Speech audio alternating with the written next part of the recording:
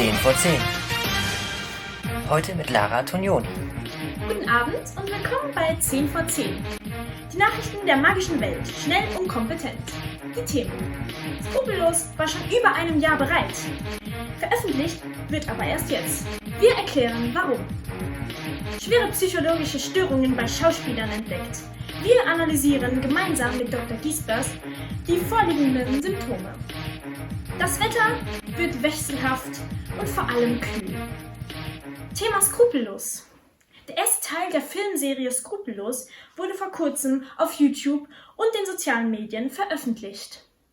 Die Premieren fanden aber schon letzten September statt. So berichtet Giespers Film. Der Produzent des ersten Teils. Man habe scheinbar eine Unterlassung verfasst, die es alle Beteiligten verbietet, Filmabschnitte oder Ähnliches veröffentlicht zu machen. Warum aber jetzt scheinbar ein Kurswechsel stattgefunden hat, dies erklären Sabine Giespers. Die Produktionsräume von Giespers Film. Hier werden die Skrupellos-Filme produziert und seit kurzem auch veröffentlicht. Wir fragen beim verantwortlichen Mitarbeiter nach. Warum muss denn alles geheim gehalten werden? Punkt. Fragezeichen.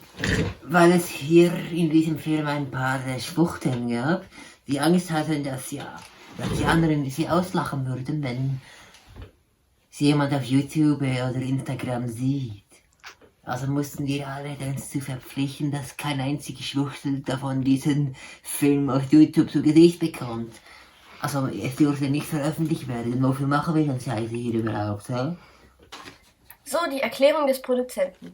Ob es bei weiteren Filmen zu ähnlichen Fällen kommen wird, ist abzuwarten. Kommen wir hiermit zu den Kurznachrichten. In den Vereinigten Staaten hat der Mummelpräsident Donald Trump die Wiederwahl verloren. Sein Gegner, der ehemalige Senator der Demokratischen Partei Joe Biden, gewinnt die Wahl mit 306 zu 232 Wahlmännerstimmen und mit einer Mehrheit von gut 75 Millionen Stimmen. Das neue Sicherheitsabkommen zwischen Großbritannien und der Schweiz tritt Beginn nächsten Jahres in Kraft. Bereits 2019 haben sich die beiden Zauberminister Granger und Kaiserberg auf ein Abkommen geeinigt, in welchem die beiden Länder in puncto Sicherheit enger zusammenarbeiten werden. Schauspieler Johnny Depp hat seine Rolle als gelehrter Grindelwald in der populären Filmreihe Fantastic Beasts gekündigt. Angeblich wurde er dazu aufgefordert, seinen Posten zu räumen, nachdem er seinen Prozess gegen die Zeitung The Sun verloren hat. Das Gericht betrachtet es als erwiesen, dass der Schauspieler seine Ex-Frau Amber Heard mehrfach schlug. Nun hat das Urteil erste berufliche Konsequenzen für Depp. Wie es mit dem geplanten dritten Teil von Fantastic Beasts weitergehen soll, ist ungewiss. Dass nicht alles bei einer Verfilmung glatt läuft, ist natürlich ganz normal. Weniger normal ist jedoch, wenn sich einige Akteure plötzlich seltsam verhalten. In diesem Fall sogar sehr seltsam. Uns erreichten diese Handyaufnahmen, worauf Personen am Set zu sehen sind, die scheinbar verrückt werden oder wie hier sogar Aggressivität an den Tag legen. Eine denkbar beunruhigende Entwicklung. Wir reden jetzt mit einem Experten darüber. Live nun zugeschaltet Dr. Lukas Giespers aus dem Universitätsspital Bern. Guten Abend, Dr. Giespers. Guten Abend. Wie beurteilen Sie diese merkwürdigen Verhaltensstörungen? Ich persönlich bin schon sehr beunruhigt darüber. Aber nicht nur ich, sondern auch mein gesamtes Team im Spital. Ihr gesamtes Team? Heißt das, Sie haben die Betroffenen bereits untersucht? Das ist richtig. Wir haben vor kurzem mit einem Team aus Psychologen, Radiologen und Experten für Verhaltensstörungen die Schauspieler untersucht. Und dabei haben wir schon einige ziemlich merkwürdige Dinge herausgefunden. Zum Beispiel, es gab bei fast allen riesengroße Luftlöcher im Gehirn.